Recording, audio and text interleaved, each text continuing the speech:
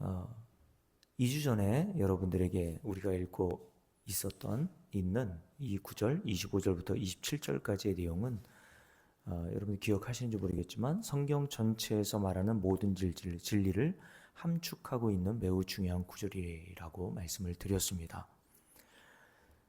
그러면서 저는 여러분들에게 이 구절에서 중요한 내용을 5가지로 정리해서 말씀을 드렸는데, 그 첫 번째 내용이 25절에 기록되어 있는 내용인데요. 사도 바울은 로마교회 성도들에게 복음을 한마디로 정리하면서 뭐라고 이야기를 했다고 말씀을 드렸습니까?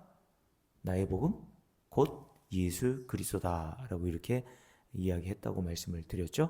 여기서 곧이라고 하는 단어를 과라고 하는 단어와 바꿔서 사용할 수 있다라고 말씀을 드리면서, 이것은 제 얘기가 아니라 다른 공동번역 성경에서 곧이라는 단어를 사용했다라고 말씀을 드렸습니다. 다시 한번 말씀을 드릴게요. 사도 바울이 25절부터 27절에 기록되어 있는 말씀을 통하여서 성경 전체의 진리를 함축하여 담아놨는데, 그 첫 번째 진리가 뭐냐면 나의 복음은 곧 예수 그리스도다라고 이야기를 했다는 것입니다. 사도 바울의 이 말은 하나님께서 1600여 년 동안 40여 명의 성경의 저자들을 동원하여서 쓰게 하신 성경 전체는 이 복음, 즉 예수 그리스도와 그리고 그가 십자가에서 행하신 일이 무엇인지를 증거하기 위한 목적으로 쓰여지게 하셨다라고 말씀을 하는 거죠.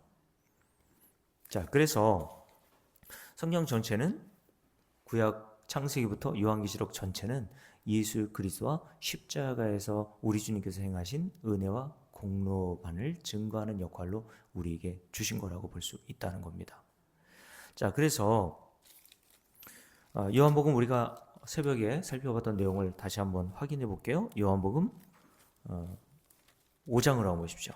요한복음에서 가장 중요한 부분이라고 첫 번째로 말씀드렸던 요한복음 5장 39절에서 예수님께서 직접 이런 말씀을 하셨죠. 우리가 새벽에도 한번 살펴본 적이 있는데요. 이런 성경 구절은 자꾸 눈으로 확인하고 점검하고 읽어보는 것이 중요하다고 봅니다. 자, 39절 다 보셨죠? 요한복음 5장 39절입니다. 자, 함께 읽을게요. 너희가 성경에서 영생을 얻는 줄 생각하고 성경을 연구하거니와 이 성경이 곧 누구에 대하여? 내게 대하여 증언하는 것이라고 주님께서 말씀을 하셨습니다. 이것은 사도 바울의 말이 아니라 우리 주 예수 그리스도께서 직접 유대인들과 종교 지도자들인 바리새인과 서기관들에게 하신 말씀이라는 겁니다. 여기서 성경은 어디를 얘기한다고 말씀드렸냐면 구약 성경을 얘기한다고 그랬어요. 거기다 써놓으시면 좋겠죠. 왜냐하면 예수님이 이 말씀하셨을 때에는 아직 신약이 완성되기 전이었기 때문에 이 성경이라고 했을 때는 구약 전체를 가리켜서 말씀하시는 것이라고 말하는 겁니다. 그러니까 구약 전체 역시도 예수 그리스도 십자가의 은혜를 증거하기 위한 목적으로 쓰여졌다라고 우리 주님께서 말씀하셨다는 겁니다. 자, 그러면서 또 이렇게 말씀하셨죠. 46절도 한번 봅니다. 함께 읽을게요. 모세를 믿었다라면 또 나를 믿었으리니 이는 그가 내게 대하여 기록하였습니다 라고 주님께서 말씀하셨죠. 누가요? 모세가 쓴 성경을 모세오경이라고 한다고 새벽에 말씀을 드렸어요. 모세오경은 창세기, 출애굽기, 레위기, 민수기, 신명기, 이걸 모세오경이라고 한단 말이죠. 모세가 하나님의 계시를 받고 이 5가지 성경을 썼단 말입니다. 근데 이 모세가 쓴 성경을 가리켜서 우리 주님께서 뭐라고 하십니까? 그가 46절 내게 대하여 기록해 놓았다라고 말씀하셨다는 겁니다. 자, 여기뿐만 아니라 자, 누가복음 24장도 한번 볼까요? 그 앞에 가까우니까 한번 찾아볼게요. 누가복음 24장에서 우리 주님께서 부활하시고 난 다음에 십자가의 사건을 직접 목격하고 실망하여 내려가고 자기 고향으로 내려가고 있었던 엠마오에 살고 있었던 제자들을 향해서 나타나셔서 이런 말씀하십니다. 함께 읽어봅니다. 자, 25절부터 함께 읽습니다. 이르시되 미련하고 선지자들이 말한 모든 것을 마음에 더디 믿는 자들이요 그리스도가 이런 고난을 받고 자기의 영광에 들어가야 할 것이 아니냐 하시고 이에 모세와 모든 선지자의 글로 시작하여 모든 성경에 쓴 바 줄을 그어놓으세요.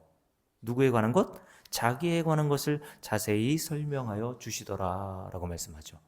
모든 성경은 곧 자기에 관하여 기록해 놓은 것이라고 여기에서도 주님께서 말씀하고 계시다는 겁니다. 그러면서 또 누가복음 24장 44절을 볼게요. 이것은 우리 주님께서 당신이 택하신 제자들을 향해서 말씀하신 내용인데, 이때도 부활하셔서 제자들을 찾아가셔서 성경을 이렇게 말씀하셨다는 겁니다. 함께 읽습니다. 44절. 또 이르시되 내가 너희와 함께 있을 때에 너희에게 말한 바 곧 모세의 율법과 모세의 율법, 모세가 쓴 글, 창세기, 출애굽기, 레위기, 민수기, 신명기라 했습니다. 요 모세 오경과 그리고 선지자들의 글과 시편, 이게 구약 성경 전체를 얘기하는 겁니다. 모세 오경, 선지자들이 쓴 글, 그리고 시편, 이게 성경, 구약 성경 전체를 얘기하는 거예요. 이 구약 성경이, 자, 줄을 그어놓으세요. 누구를 가리켜?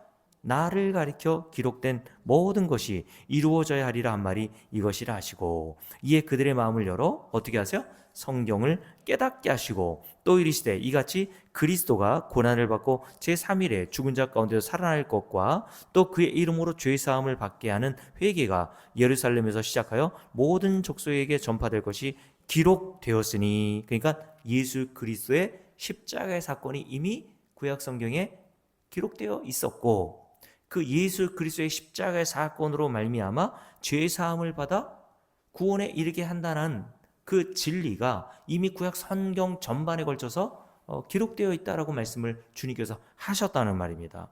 그러면서 48절, 너희는 이 모든 일에,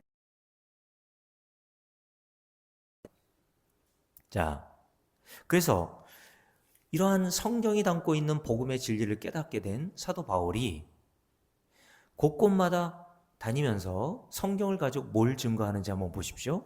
자, 사도행전 17장을 보세요.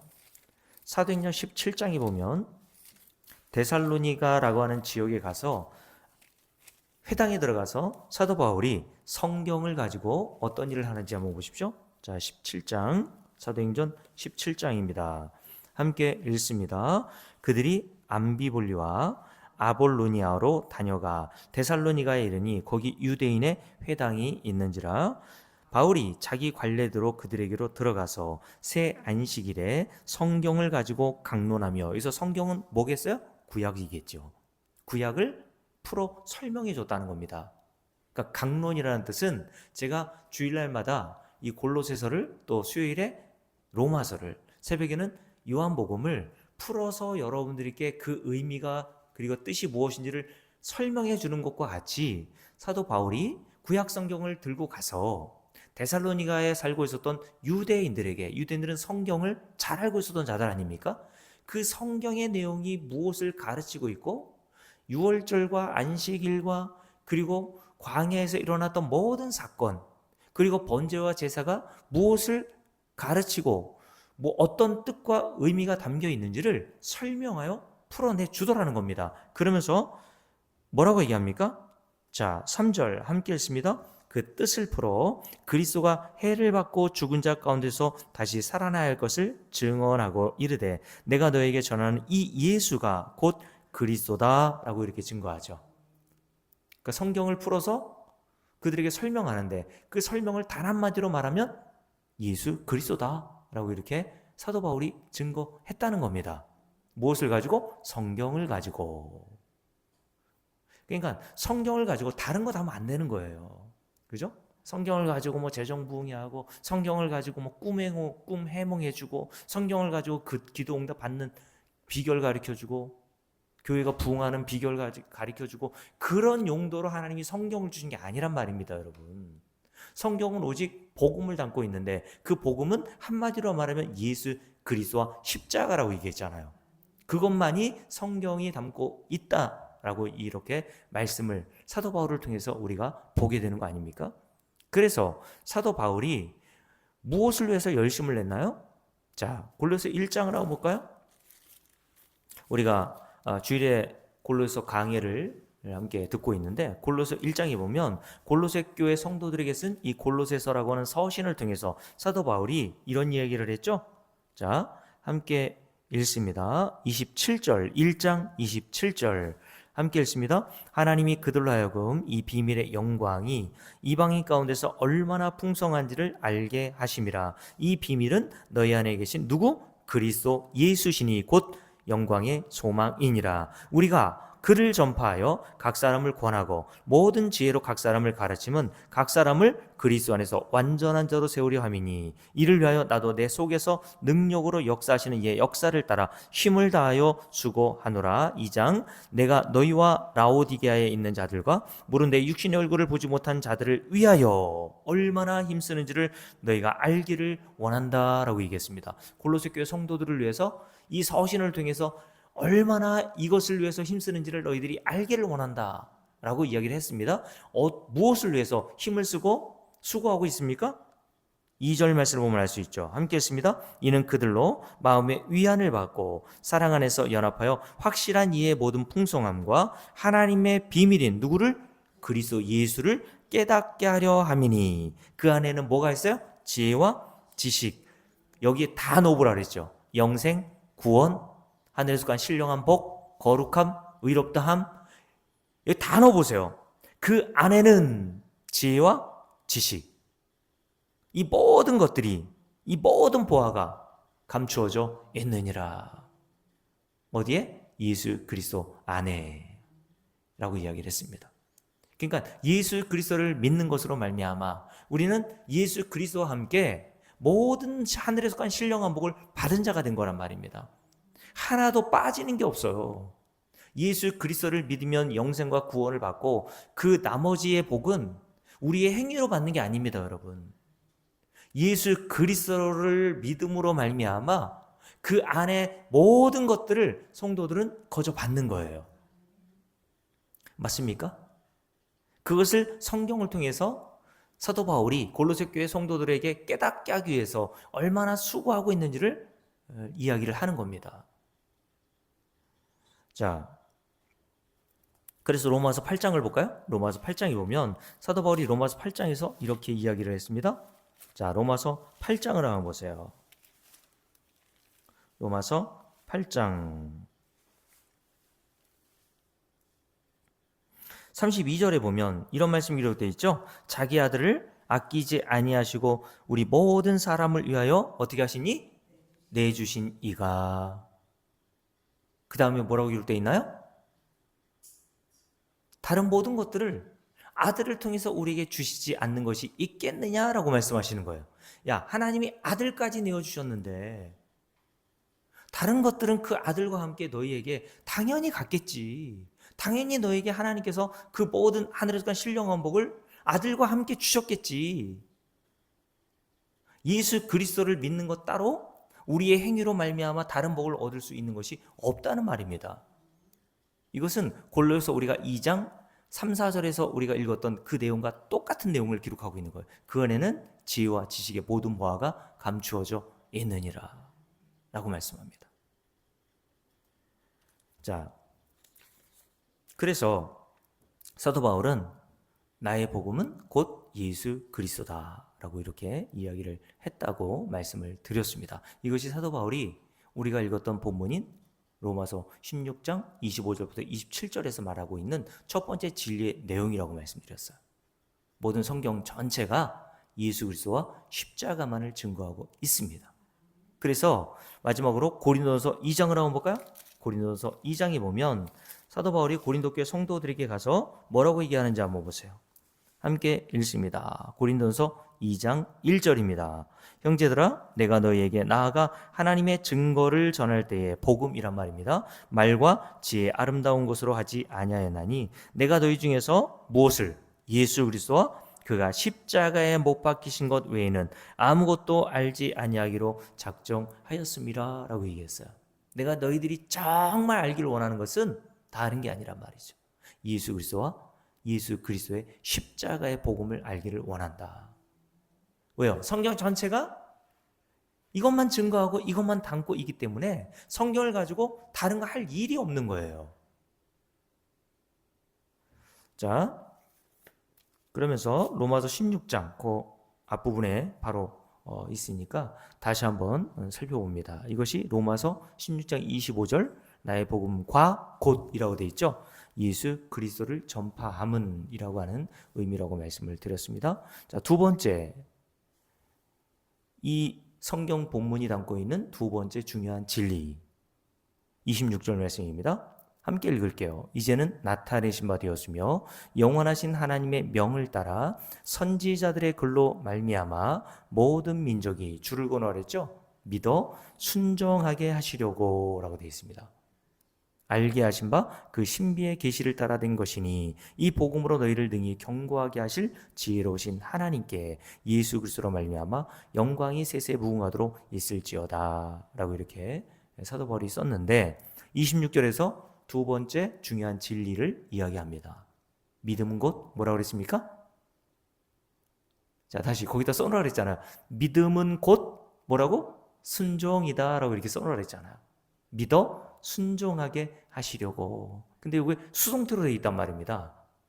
순종하게 내가 힘과 노력을 애씀으로 순종하는 게 아니라 하나님께서 우리를 예수 믿는 것이 곧 순종이라는 사실을 알고 예수를 믿게 하시는 수동태 형식으로 우리에게 오늘 말씀에 기록하고 있다는 거예요. 다시요. 사도 바울이 두 번째 이 본문에서 우리에게 알려주는 진리, 믿음은 곧 순종이다 라고 이야기를 했다는 겁니다. 나의 복음은 곧 예수 그리스도. 두 번째 진리는 성경에서 말하는 믿음이 바로 하나님께서 우리에게 요구하시는 뭐라고요? 순종이다 라고 말씀합니다. 맞습니까? 하나님께서 저 여러분에게 원하시는 순종, 뭘 원하신다고요? 예수를 믿으라고 이야기를 하신단 말이에요. 성경 전체가 우리에게 요구하시는 순종은 이것 하나밖에 없어요.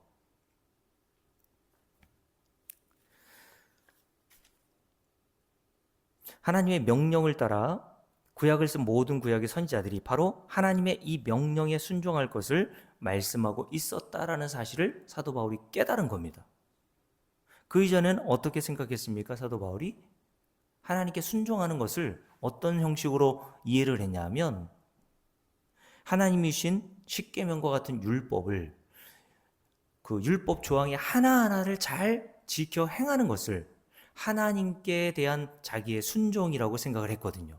그래서 사도 바울은 바리새인으로서 율법의 그 세목 하나하나를 철저하게 지키려고 다른 어떤 바리새인보다 부단히 애를 썼던 자라고 스스로도 이야기를 했던 겁니다. 그래서 빌립보 3장에 보면 율법의 의로는 조금도 나는 흠이 없는 자라고 여겼다고까지 이야기를 했어요. 이것은 과장이 아닙니다.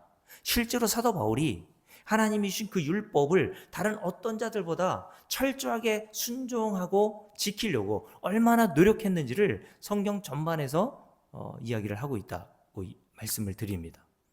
사도 바울도 인정하고 사도 바울을 지켜보던 주변의 많은 유대인들도 그런 사도 바울을 인정해 줬단 말이죠. 그래서 누가복음 18장에 보면 예수님 당시 바리새인들의 생활상을 보여주지 않습니까? 바리새인 한 사람이 성전에 나와서 하나님께 자기가 한 일을 쭉 읊죠. 11조 빼먹은 적 없고, 간음하거나 토색한 적 없고, 도둑질한 적 없고, 살인한 적 없고, 그리고 하나님이 요구하시는 것 이상으로 성경은 매주 두 번씩 금식하라는 명령이 없는데 바리새인들은 하나님이 명령하신 것보다 더 지나치게 일주일에 월요일과 목요일을 정해서 정기적으로 금식까지 했어요. 그리고 그것을 가지고 가난한 과부와 고아를 구제하는 일에 힘썼다고 얘기했죠. 그러니까 유대 사회 속에서 당시 바리새인들은 어떤 자들로 이해하고 평가되었겠습니까? 당연히 하나님을 잘 섬기고 하나님의 명령대로 잘 순종하는 자로 평가를 받고 평가를 했을 거란 말이죠. 그리고 이렇게 하나님의 말씀, 명령대로, 계명대로 순종하는 그런 바리새인들에 대해서 당연히 저들은 하나님 나라에 들어갈 것으로 생각을 했습니다. 그리고 바리새인 자신들도 누가복음 18장에 보면 자기를 어떻게 여겼다고 하냐면 자기를 그 율법을 행한 것을 기준으로 근거로 해서 나는 하나님 앞에 의롭다함을 얻을 수 있는 자격과 조건이 있다고 생각했어요. 그래서 그 비유에 보면 자신을 이렇게 하나님 앞에서 의롭다함을 받을 수 있는 자격과 조건이 있는 자로 여겼기 때문에 그렇지 못한 세리는 그 당시에 죄인의 대명사였거든요. 유대 동족들의 등골을 빼먹으면서 자기의 배를 불리던 그 세리를 보면서 혀를 차면서 너는 하나님 나라 못 들어가. 그러면서 그들을 멸시했단 말이죠. 그들과 함께 동석하고 그들과 함께 식사하는 것조차도 꺼려했습니다. 왜요? 바리새인들이 볼 때는 그들은 하나님의 백성이 아닌 것뿐만 아니라 돼지거든요. 그러니까 돼지, 짐승하고는 함께 식사하는 것조차 꺼려한 것이 당연한 거 아닙니까, 여러분? 사도 바울이 그러니까 이런 바리새인들 중에서도 바리새인이었으니까 율법을 지키는데 이런 바리새인의 열심보다 훨씬 더 특심하여 율법을 지키려고 부단히 애를 썼던 것이 사도 바울이니까 그 자부심이 얼마나 대단했겠어요. 그게 하나님이 원하시는 순종이라고 생각했습니다. 왜냐하면 인간의 눈에는 그렇게 보이거든요. 왜냐하면 레위기 18장 그리고 신명기 6장 신명기 28장부터 30장 말씀을 쭉 보면 하나님이신 명령을 주시고 그 명령대로 행하는 자를 의롭다 하시고 영생을 주시고 복을 주시겠다고 약속을 하신 거거든요. 그러니까 바리새인들과 서기관들과 종교주자들은 그 문자를 그대로 받아들여서 이렇게 하나님이 명령하시는 율법대로 잘 지켜 행하면 그게 하나님이 요구하시는 순종을 하는 것으로서 그 순종을 하는 나는 하나님 나라에 들어가는데 합당한 자가 되는 것이고 하나님께서 약속하신 복을 받는데 조금 더 모자람이 없다. 그런 식으로 생각을 자연스럽게 했던 것이죠. 이것이 인간의 한계라고 여러분께 말씀을 드렸습니다. 이것이 인간이 생각하는 너무나도 당연스럽고 자연스러운 일입니다. 왜냐하면 인간의 눈으로 기록된 성경의 문자만을 놓고 보면 다 그렇게 보이거든요. 그러니 하나님의 말씀을 피조물인 인간이 눈으로는 읽을 수 있지만 못 알아들어요. 그래서 예수님께서 누굴 자주 만나셨다고요? 맹인들을 자주 만나신 겁니다. 그래서 마태복음 12장, 마가복음 5장에 보면 귀신 들려? 못 듣고? 말하지 못하고? 앞 못 보는 귀신 들린 자를 만나시는 장면이 기록되어 있지 않습니까? 그게 바로 인간의 모형을 설명해 주는 그림이라고 말씀을 드리는 거죠. 그러니까 다시 말씀드리지만 인간은 하나님의 은혜가 개입하지 않고는 성경에서 말하고 있는 진리가 뭔지를 단 하나도 깨닫지 못하고 성경을 통해서 하나님께서 우리에게 뭘 요구하시는지 하나님의 말씀도 들을 수가 없습니다. 누구만 들어요? 하나님이 태초 이전에 영생을 주시러 작정된 자만 성경의 문자가 담고 있었던 그 진리, 밑바닥에 담고 있었던 그 진리를 깨달아 알아 먹게 됩니다. 그래서 마태복음 13장에 보면 4가지 밭의 비유를 하시면서 주님께서 뭐라고 하셨어요? 천국의 비밀이 너희에게는 허락되었지만 그들에게는 아니 됐다라고 말씀하세요.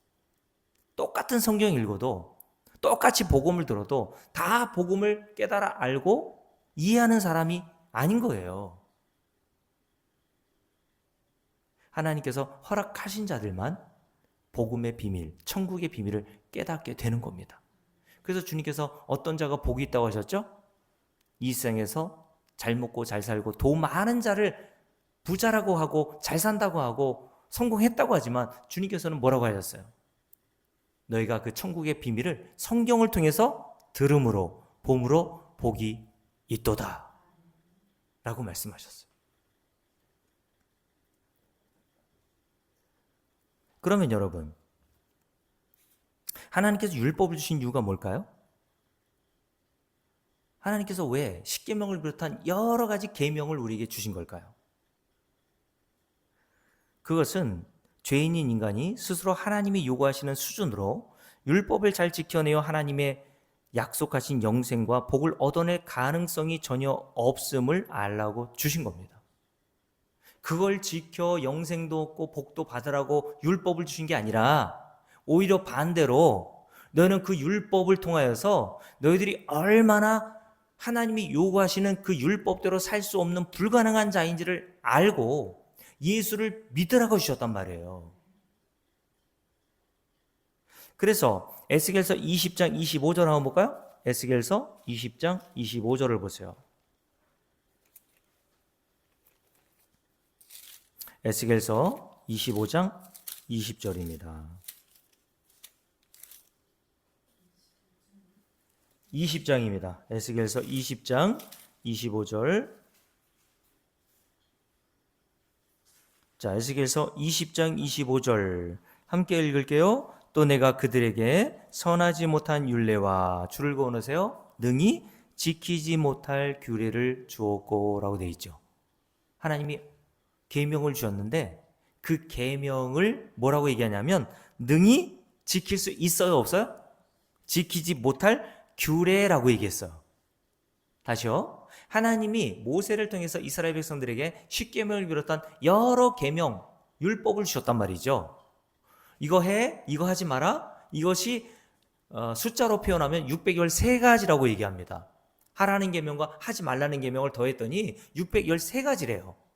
근데 바리새인이었고 사도 바울과 같은 자들은 이 율법을 주신 목적이 그걸 지켜서 하나님이 약속하신 구원과 영생을 얻어보라고 주신 걸로 이해했단 말이에요. 그것이 또 가능하다고 생각했습니다. 왜요? 아니, 하나님이 율법을 주신 것이 가능하지 않다면 왜 주셨겠어? 인간이 그것을 지켜서 복과 영생을 얻을 수 있는 가능성이 있으니까 율법을 주신 거지, 가능하지 않고 불가능하다면 왜 율법을 주셨겠어? 라고 하는 생각을 당연히 인간은 했겠죠.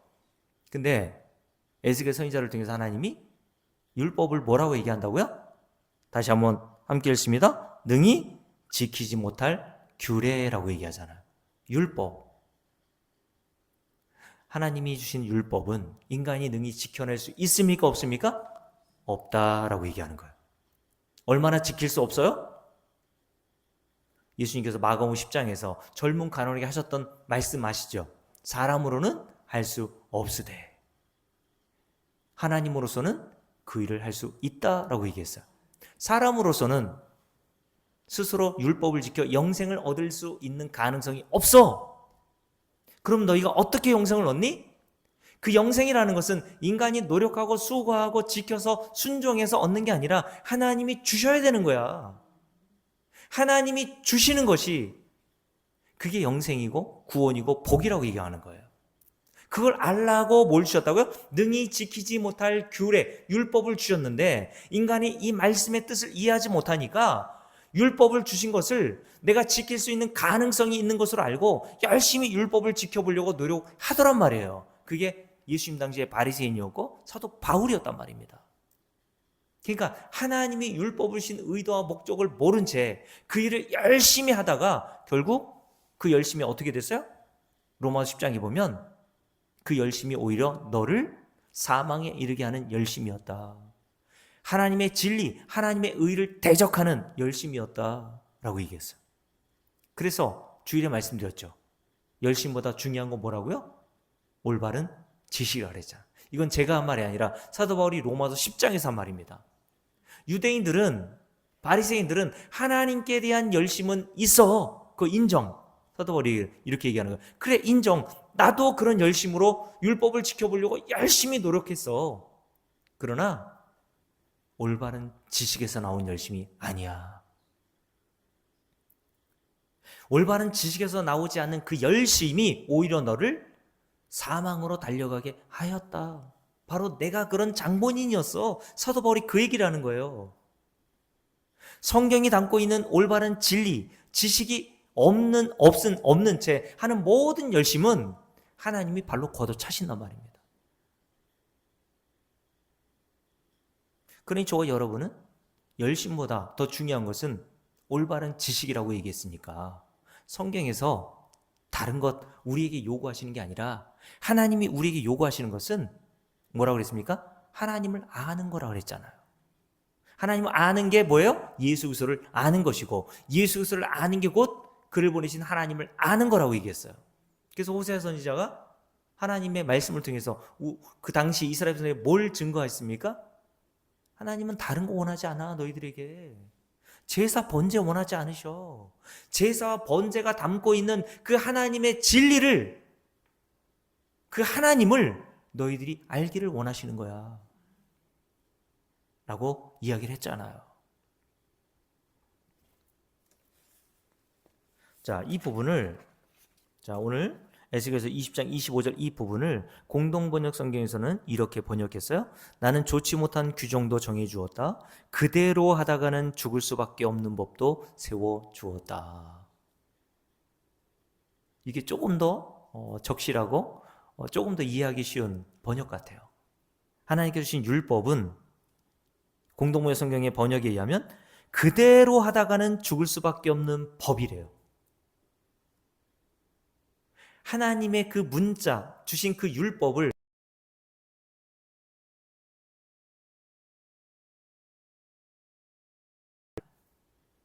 인간은 그럼에도 불구하고 성경을 그렇게 볼 수밖에 없다고 이야기를 드렸어요. 그래서 고린도후서 3장 7절에서도 뭐라고 얘기하냐면 고린도후서 3장 7절을 볼까요?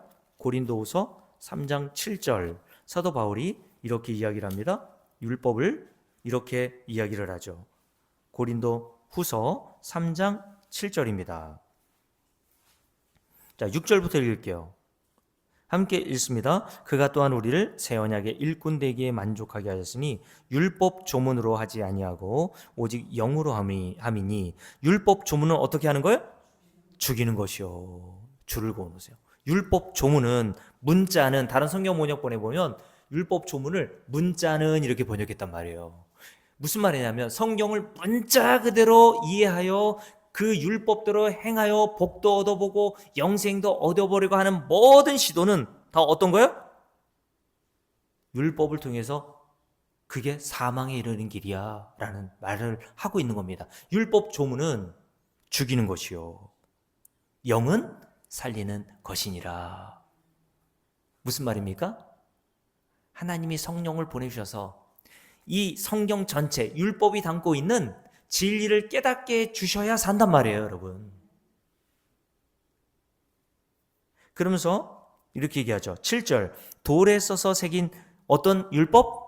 어떤 율법이라고 했습니까? 돌에 써서 새긴 죽게 하는 율법 조문이라고 되어 있잖아요. 율법은 그대로 하다가는 우리를 사망으로 인도하게 되어 있어요. 그리고 율법의 기능이 사실 우리를 죽게 하는 게 맞습니다. 여러분들이 율법, 하나님이 요구하시는 613가지 계명을 딱 두 가지로 줄이면 뭐라 했습니까? 하나님 사랑, 이웃 사랑이라 그랬잖아요. 근데 하나님은 어떻게 사랑을 해요? 마음을 다하고 힘을 다하고 뜻을 다하여 주 너의 하나님을 사랑하고 그리고 그와 같이 내 이웃을 내 몸과 같이 사랑하라. 이게 모든 613가지 율법이 담고 있었던 줄거리야. 네가 이대로 행하면 너 하나님께서 약속하신 영생과 구원도 얻고 복도 얻을 수 있어. 근데 인간은 할 수 있는 능력이 있습니까? 없습니까? 없다고 했잖아요. 그게 여러분들이 시도해 보면 안다니까, 여러분.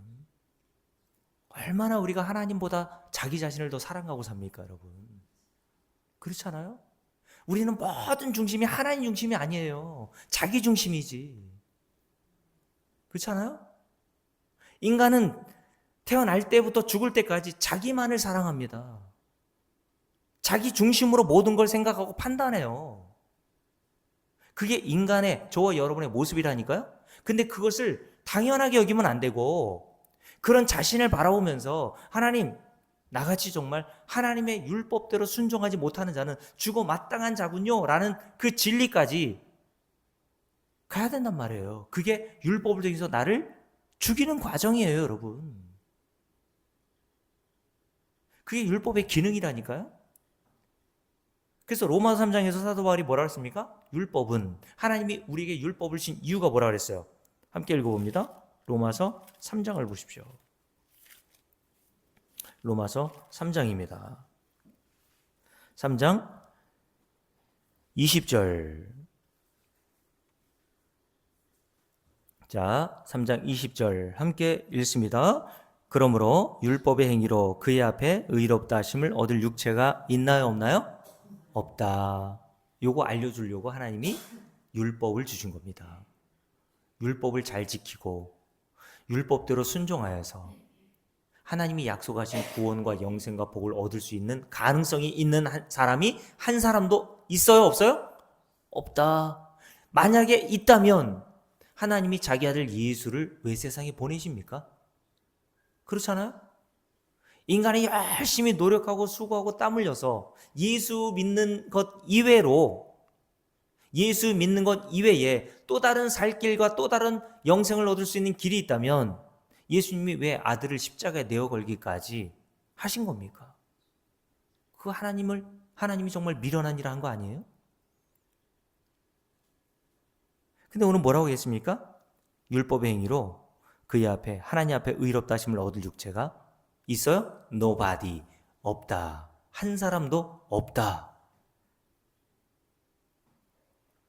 그러면 율법을 왜 주셨대요? 율법으로는 죄를 깨닫게 하기 위해서 주신 거다라고 말씀하세요. 이게 율법의 첫 번째 기능입니다. 하나님은 율법, 성경을 통해서 우리를 내가 얼마나 하나님 나라에 들어갈 수 없는 형편없고 불가능한 자인지를 먼저 깨닫게 하시는 일을 먼저 하신단 말이에요.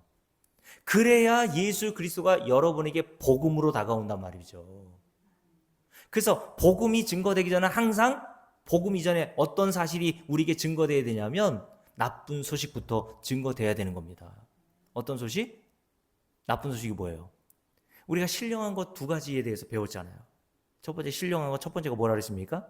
에베소 2장 2절과 3절에서 이야기한 것처럼 우리가 다 공중권세자물을 따르고 불순종의 아들들 가운데서 역사하는 그 마귀를 따라가 추종하고 살다가 결국 다른 이들과 같이 본질상 날 때부터 하나님의 진노를 받을 수밖에 없는 자라는 그 실상을 우리에게 폭로시킨단 말이에요. 그게 나쁜 소식 아닙니까, 여러분? 그 나쁜 소식이 여러분들이 깨닫고 알게 되고 그게 내 이야기라는 사실을 알아야 거기로부터 우리를 구원하기 위해서 하나님이 아들이신 예수를 보내주신 것이 여러분과 제게 복음이 된다니까, 여러분. 근데 머리로는 아는데 가슴으로 와닿지 않는 사람들이 있단 말이죠. 알아 나도. 예수님의 십자가 나의 죄를 위해서 예수님께서 십자가에 달린 것 나도 알아. 교회 다니는 사람 치고 모르는 사람이 어디 있어요. 그래서 성경에서 말하는 알다라고 하는 뜻은 지식으로 안다라는 뜻이 아니라 아담과 하와가 동침하다라고 했을 때 동침하다의 뜻, 그게 야다라고 했잖아요. 관계적인 알미란 말입니다. 경험으로 아는 거예요. 근데 그 경험이 내가 경험하고 싶어서 아는 게 아니라 하나님께서 성경을 통해서 내가 이런 자라는 사실을 깨닫게 해주시는 것이 경험으로 안다는 뜻입니다, 여러분. 그래서 저와 여러분은 가면 갈수록 예수의 필연성을 깨닫게 되는 겁니다. 나는 예수가 없었으면 큰일 날 뻔했네. 그게 예수 믿는 거예요. 그게 하나님이 저와 여러분에게 원하시는 순종이기 때문에 하나님이 영생을 주시기로 작정하신 자들은 반드시 이 순종이 나오게 돼 있단 말입니다. 그래서 예수 믿는 것이 순종이라면 예수 믿는 것을 통해서 심판과 그리고 영생과 구원이 판가름 나겠죠. 자, 먼저 로마 3장을 찾아봤으니까 그래서 21절 함께 읽습니다. 함께 읽을게요. 그러므로 이제는 율법에 하나님의 한 의가 나타났으니 율법과 선지자들에게 증거를 받은 것이다. 율법과 선지자들, 구약을 얘기합니다. 구약 모든 성경이 뭘 증거하고 있대요? 하나님의 한 의만을 증거하고 있대요. 인간의 행위로는 하나님 앞에 의롭다움을 얻을 수 없다. 이게 전제되었는데 그러므로 하나님께서 우리에게 하나님께서 의롭다움을 받을 수 있는 유일한 길을 준비해 두셨는데 그게 뭐냐? 이거란 말이죠. 22절 함께 읽습니다. 곧 예수 그리스도를 믿음으로 말미암아 모든 믿는 자에게 비치는 하나님의 의니 차별이 없느니라. 24절 그리스도 예수 안에 있는 성령으로 말미암아 하나님의 은혜로 값없이 의롭다 하심을 얻은 자 되었느니라 라고 얘기했어요. 이게 하나님의 의라는 겁니다. 하나님께서 성도를 주시는 의, 율법의 행위, 내 선한 행위, 내 직분으로, 내 신앙의 연수로는 안 되는구나. 오직 예수 그리스도께서 십자가에서 행하신 그 공로 이외에는 내가 구원을 얻을 수 있는 어떠한 방법이 없구나라는 사실을 깨닫고 예수 그리스도의 십자가 은혜만을 꼭 붙들고 의지하는 상태를 바로 예수를 믿는 것이라고 얘기하고, 그것이 하나님께 뭐 하는 거예요? 순종하는 겁니다, 여러분. 예수를 그렇게 믿는 게 하나님이 요구하시는 순종하는 일이라니까, 여러분. 그래서 마태복음 한번 볼까요? 마태복음 5장 보면요, 우리 주님께서 이런 말씀하셨죠? 마태복음 5장 보세요. 자, 산상수훈에서 우리 주님께서 유대인들에게 이렇게 말씀하셨습니다. 마태복음 5장. 자, 함께 읽을게요. 20절 말씀 함께 읽습니다. 내가 너에게 이르노니 너의 의가 서기관과 바리새인보다 더 낫지 못하면 결코 천국에 들어가지 못하리라 라고 얘기했어요. 여기서 말하는 서기관과 바리새인들이 추구했던 의가 뭡니까? 하나님 앞에 의롭다함을 얻기 위해서 이들이 열심히 했던 일이 뭐예요? 율법 조문대로 철저하게 순종하고 지키려고 했던, 그래서 하나님으로부터 스스로의 노력과 땀과 수고에 의해서 의롭다함도 얻고 구원도 받고 복도 얻어보려고 했던 그 모든 노력들이 바리새인과 서기관이 힘쓰던 의라고 하는 겁니다. 근데 우리 주님께서 뭐라고 했습니까? 바리새인과 그런 서기관들이 가지고 있었던 의보다 더 나은 의를 가져오라는 얘기예요. 여기서 낫다라는 것은 better, 그 영어로 better, 이거보다 더 고급스러운 의를 얘기하는 게 아니라 이 세상에서 말하는 바리새인과 서기관들이 그렇게 율법을 지켜 스스로의 노력으로 하나님 앞에 의롭다함을 받아보려고 하는 그 의와는 전혀 다른 의, 성경에서 하나님의 의라고 얘기했던 그 의만을 내게 가져오라고 하는 거예요. 그게 뭡니까? 로마서 3장 예수를 믿는 거라고 얘기했잖아요. 그게 오늘 말씀에 기록되어 있는 서기관과 바리새인보다 더 나은 의라는 겁니다. 요 의가 없으면 어떻게 된다고요? 천국에 들어가지 못한다 라고 얘기했어요. 그러면 뭐만 있으면 들어가는 거예요? 하나님이 요구하시는 의만 가지고 있으면 들어가는 거예요. 그게 뭐예요? 예수를 믿는 거라 그랬잖아요. 그게 순종이라고 했지 않았습니까, 여러분? 그래서 요한복음 5장을 볼까요? 요한복음 5장에 보면 우리 주님께서 이런 말씀하셨죠? 요한복음 5장 한번 보십시오. 3장문입니다. 요한복음 3장을 한번 보세요. 자, 36절입니다. 함께 읽습니다. 아들을 믿는 자에게는 뭐가 있어요? 영생이 있고, 아들에게 뭐하지 않는 자? 순종하지 아니하는 자는 영생을 보지 못하고. 자, 그러면 여기서 믿는 게 뭐라는 얘기예요? 어디에 줄을 그어놓냐면 36절 믿는 자, 여기다 줄을 그어놓으시고요, 순종하지 아니하는 자 이렇게 줄을 그어놓으세요. 자, 아들을 믿는 자는 영생을 얻는데요. 그게 하나님이 요구하시는 순종이었으니까, 그게 하나님이 주시는 하나님의 의, 그 의가 있는 자만 로마서가 아니라 마태복음 5장에서 바리새인과 서기관보다 더 나은 의, 그 하나님의 의, 예수 그리스도를 믿는 그 의가 없으면 결단과 하나님 나라 들어가지 못한다고 했잖아요. 그게 아들을 믿는다라고 하는 의미를 말씀하고 있는 것이라고 이야기를 하는 거죠. 이건 누가 얘기한 거예요? 사도 바울이 얘기한 게 아니라 예수님이 직접 말씀하신 거예요. 다시요? 어떤 자가 영생을 얻습니까? 어떤 일을 행하는 거? 율법을 잘 지키는 거?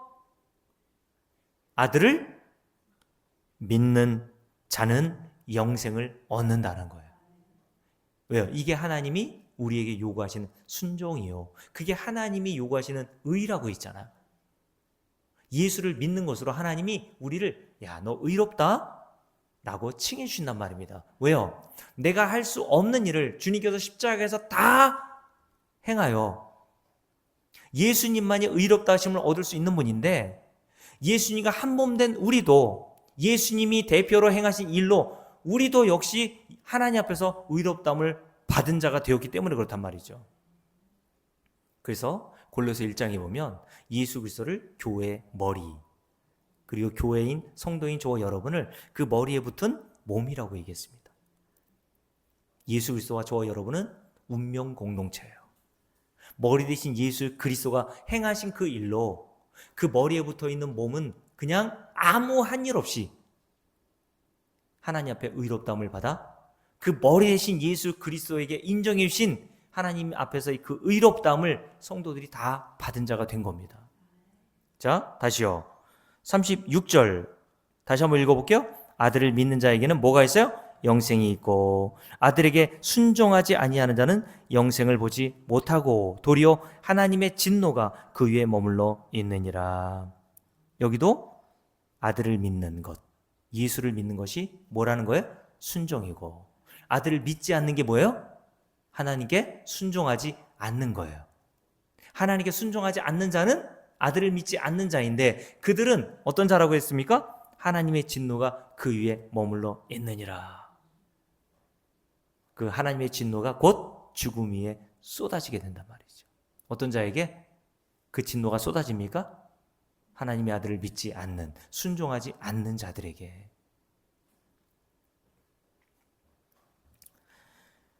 아들을 믿는 자는 그 진노가 부어지지 않겠죠. 왜 그렇습니까?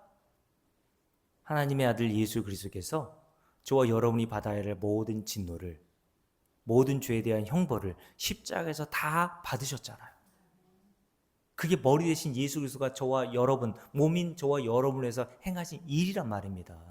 그래서 저와 여러분은 죄인임에도 불구하고, 죽을 때까지 죄를 짓는 죄인임에도 불구하고 하나님의 진노와 형벌이 부어지지 않는 것은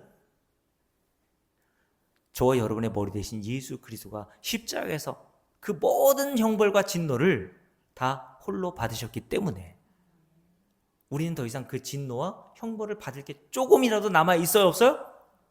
없습니다. 우리는 그 진리를 믿는 자들이란 말이에요. 그게 아들이신 예수를 믿는 거예요. 아, 아들이신 예수 덕분에 나는 아무한 일이 없는데, 한 일이라고는 죄밖에 없고 하나님의 진노를 받을 수밖에 없는 일밖에 한 일이 없는데, 내가 하나님 나라에 들어가고 구원을 얻고 한속한 모든 신령을 복을 받을 수 있었던 유일한 원인은 아들이신 예수 덕분에, 십자가에서 나를 위해서 행하신 그 일로 말미암아 내가 거저 그 모든 복과 은혜를 얻게 되었다는 사실을 성도들이 알고 믿는 거예요. 그걸 뭐라고 한다고요? 하나님께 대한 순종이라고 하는 겁니다. 이런 순종이 여러분들께 나오고 있습니까? 그래서 성도들은 매일 이 순종을 하게 하기 위해서 하나님은 어떻게 하시겠어요? 율법, 이 성경을 통해서 내가 얼마나 하나님의 진노와 형벌을 받을 수밖에 없는 죄인인지를 매일 깨닫게 하시는 겁니다. 그래서 우리가, 저와 여러분이 이 진리, 예수 한 분만을 꼭 붙들고 예수께서 십자가에 이루어놓으신 그 공로만을 의지하여 하나님 나라에 들어가게 되는 그런 하나님의 택하신 은혜를 입은 자로 우리를 만들어 가시는 줄로 믿습니다. 다시요, 말씀 한마디로 정리할게요. 성경은 하나님께 순종하는 걸 뭐라고 한다고요? 예수를 믿는 거라고 얘기합니다. 그게 저와 여러분이 하나님께서 요구하시는 모든 계명을 다 지키는 거예요. 마지막으로 요한일서 3장을 보고 마칠게요. 그래서 요한일서 3장에 보면 우리가 한두 번 살펴본 내용인데, 요한일서 3장을 한번 볼게요. 요한일서 3장을 보십시오. 자, 21절부터 함께 읽겠습니다. 사랑하는 자들아, 성도들을 얘기합니다. 저와 여러분, 만일 우리 마음이 우리를 책망할 것이 없으면 하나님 앞에서 담대함을 얻고 무엇이든지 구하는 바를 그에게서 받나니, 이는 우리가 뭘 지키고 그의 계명을 지키고 그 앞에서 기뻐하시는 일을 행함이라. 우리가 뭘 그렇게 그의 계명을 지켰습니까? 뭘 그렇게 그가 기뻐하시는 일을 행했어요? 그 뒤에 나오죠. 23절 줄을 그어 놓으시라고 말씀드렸죠. 그의 계명은 뭡니까? 이것이니 곧 그의 아들 예수 그리스도의 이름을 믿는 것이라고 되어 있잖아요. 다시요. 하나님을 기쁘시게 하고 하나님이 주신 수많은 계명을 지키는 것은 율법 조문조문 그 문자 하나를 지켜서 행하는 것이 아니라, 왜냐하면 그것을 인간은 행할 수 있다 그랬어요? 없다 그랬어요? 에스겔서 20장에서 능히 지키지 못할 규례라고 했잖아요. 그 사실을 알고 우리가 뭘 믿어요? 그의 계명은 이것이니 곧 그의 아들 예수 그리스도의 이름을 믿는 자가 되는 겁니다. 하나님이 우리에게 요구하시는 계명은 딱 한 가지예요. 요거 지키라는 겁니다. 어떤 계명? 예수를 믿으라는 계명. 성경 전체, 율법 전체가 우리에게 요구하시는 순종은 바로 아들이신 예수를 믿으라는 그 순종만이 우리에게 요구하신다는 겁니다, 여러분. 그러니까 여러분들이 하나님께서 순종하게 하시려고 로마서 16장에 뭐라고 되어 있다고요? 우리가 순종하려고 예수를 믿으려고 애를 써서 예수를 믿게 되는 게 아니라 순종하게 하시려고 라고 되어 있잖아요. 믿어 순종하게 하시려고. 누가요? 하나님께서. 하나님께서 저와 여러분을 계속 예수를 믿는 것이 순종이라는 것을 깨닫게 해 주시는 방향으로 계속 우리를 인도해 가신다는 거예요. 그게 영생을 얻는 유일한 길입니다. 저와 여러분이 가면 갈수록 성경에 기록되어 있는 이 계명, 이 순종, 예수 그리스도만을 믿고 의지하는 자가 되기를 주의 이름으로 축복합니다.